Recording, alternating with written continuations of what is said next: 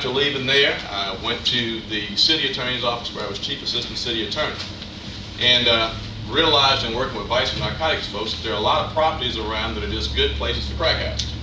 Just like you got a good McDonald's, you got a good place for those places. So I started what was called the Drug Nuisance Abatement Unit.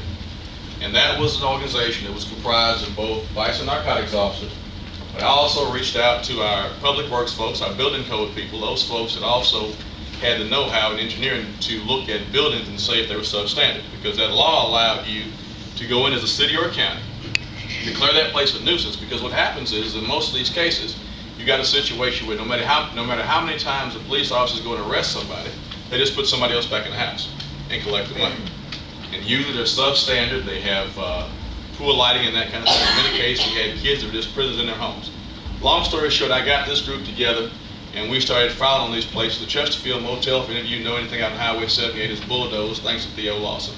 The Relax Inn down here near the airport had to post about a $15,000 bond and pay it. They had to pay police officers to be there for protection 24 hours out of their money, and several other houses. So I have some innovative ways of dealing with crime. So we're tough on crime and smart on crime. Also during this period, I'm also, after I left the DA's office, I wanted to stay in law enforcement, so I taught at several police academies. So I said I'll go somewhere small and do police work. And they said, we don't care how many years you've been teaching, you got to go back through the academy. So I did. So I went back through the academy, went to the city of Fairfield, and I served as a part-time lieutenant there. I coordinate their TAC team. I have every certification that a post offers: tactical officer, firearms instructor, specialized legal instructor, and tactical operator. So I teach part-time there with Birmingham as well as in Tuscaloosa.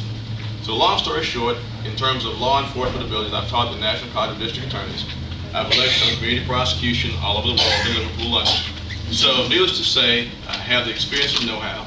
So if you would look at my 20 years, I'll be on the ballot in November. So I'd ask you in November to vote for Theo Lawson District Attorney.